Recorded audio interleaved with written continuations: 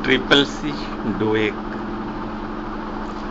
Syllabus Microsoft Excel spreadsheet में आपका स्वागत है।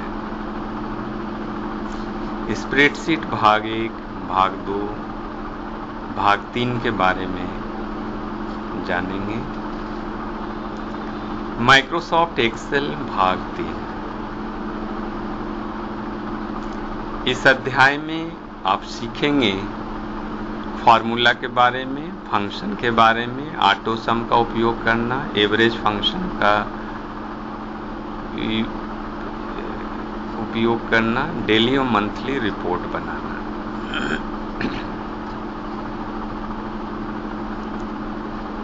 फार्मूला एवं फंक्शन किसी भी आंकड़े पर गणनात्मक कार्य करने के लिए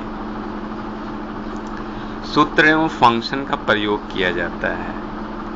नए सूत्र बनाने के लिए सेल का एड्रेस, रेंज एवं गणितीय संकेत प्लस, माइनस, मल्टीप्लाई, डिवाइड का उपयोग कर सकते हैं।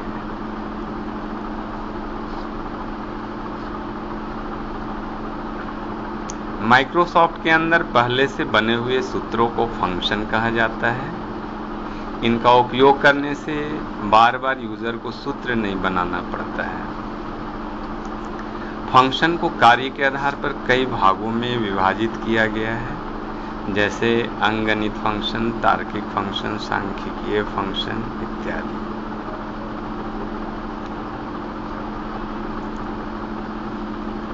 सूत्र का उपयोग करना, सर्वप्रथम सेल का चयन करेंगे। अब साइन का उपयोग कर सूत्र को लिखेंगे। इक्वल साइन का सबसे पहले प्रयोग करेंगे, जो फार्मूला बार में दिखाई पड़ता है।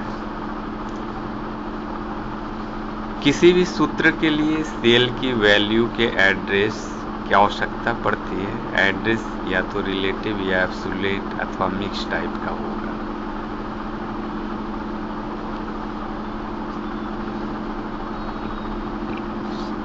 ऑटो सम का उपयोग करना, जिन पंक्तियों स्तंभों के मान को जोड़ना हो उस पूरी रेंज को सेलेक्ट करेंगे। इसके बाद स्टैंडर्ड टूल बार पे जाके ऑटो सम साइन को सेलेक्ट करते हैं, जिससे उनकी सारी पंक्ति स्तंभ वैल्यू वांछित जगह पे जुड़ जाती है।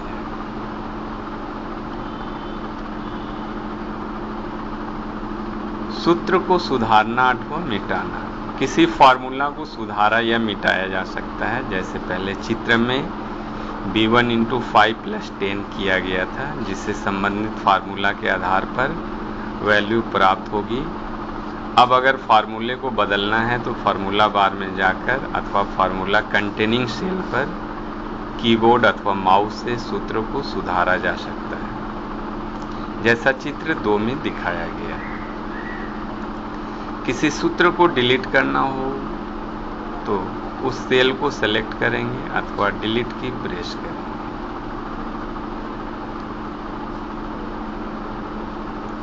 सम फंक्शन, सम फंक्शन की सहायता से किसी भी फाइल के एक से ज्यादा रो अथवा कॉलम वैल्यू को जोड़ा जा सकता है। एवं सेल फंक्शन में एक से ज्यादा वैल्यू आर्गुमेंट के आधार पर दी जा सकती है और उसका सम भी प्राप्त किया जा सकता है। प्रारूप सम नंबर 1, नंबर 2, नंबर 3। उदाहरण सम 10, 20, 30 = 60। सम फंक्शन, सम फंक्शन का उपयोग किसी भी सेल वैल्यू के आधार पर किया जा सकता है। नीचे दी गई टेबल में एक से ज्यादा रो की वैल्यू का सम फंक्शन की सहायता से सम प्राप्त किया गया है, जिसके अंदर रिलेटिव एड्रेसिंग का उपयोग कर एक रेंज दी गई है, जो इस प्रकार है सम C2 * C5। अब सम फंक्शन पर इंटर करने पर C2 से C5 तक की वैल्यू को योग संबंधित सेल पर आ जाएगा। अगर कोई भी फंक्शन प्रारूप के अनुरूप नहीं दिया गया तो उसमें एरर आता है, जिसको हैश साइन के द्वारा दर्शाया जाता है, जैसा चित्र 2 में दिखाया गया है।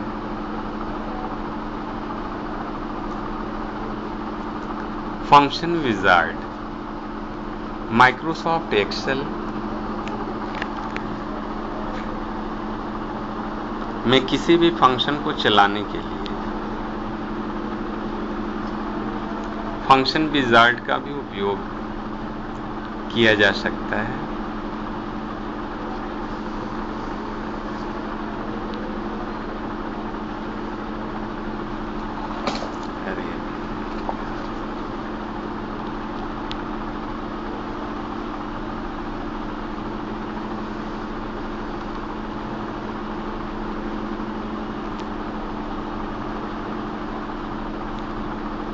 फंक्शन विजार्ड को ओपन करने के लिए सबसे पहले इंसर्ट मेनू को चयन कर फंक्शन ऑप्शन को क्लिक करते हैं, जिससे फंक्शन बॉक्स ओपन होता है। अब संबंधित फंक्शन को सेलेक्ट कर फंक्शन का उपयोग किया जा सकता है। Average function.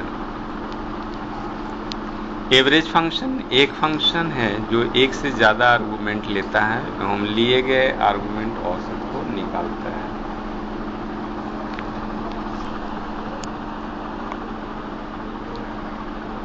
प्रारूप एवरेज नंबर 1 नंबर 2 उदाहरण 3,3,6 = 4। एवरेज फंक्शन का प्रयोग करना। चित्र में बनी हुई टेबल की वैल्यू के आधार पर एक से ज्यादा रो के मान का एवरेज निकाला गया है, जिसका फार्मूला इस प्रकार है: इक्वल एवरेज C:C3:C5।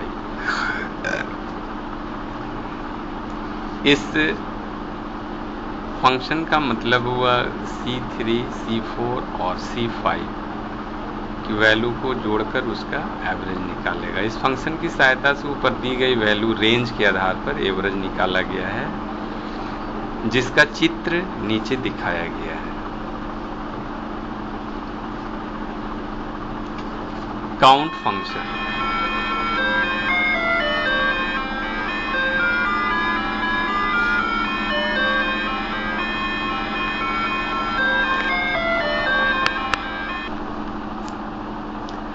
काउंट एक फंक्शन है जो अपने अंदर दिए आर्गुमेंट को काउंट करता है, जैसे काउंट नंबर 1, नंबर 2, नंबर 3। जैसे काउंट 5,8,3 का मान 3 होगा, काउंट A2:A5 का मान 4 होगा। Max function. मैक्स एक फंक्शन है जो एक से ज्यादा आर्गुमेंट लेता है, जो लिए गए आर्गुमेंट में मैक्सिमम मान को देता है।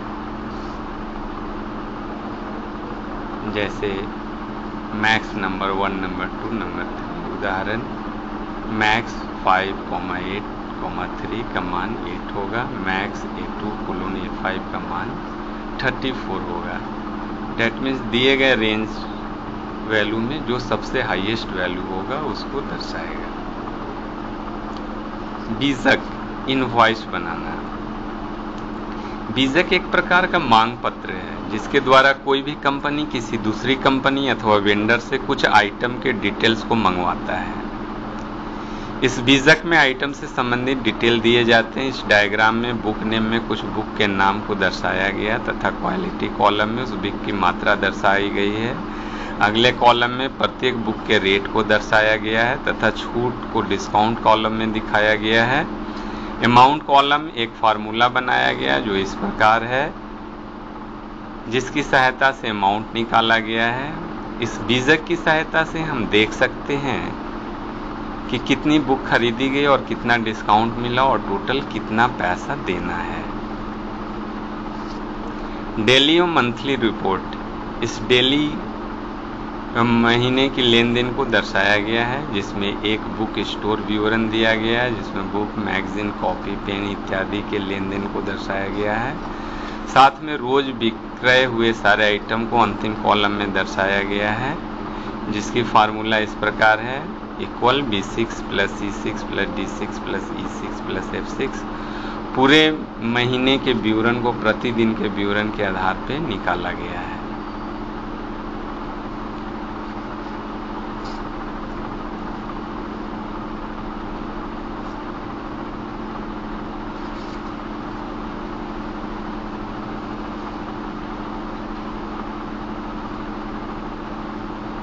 धन्यवाद।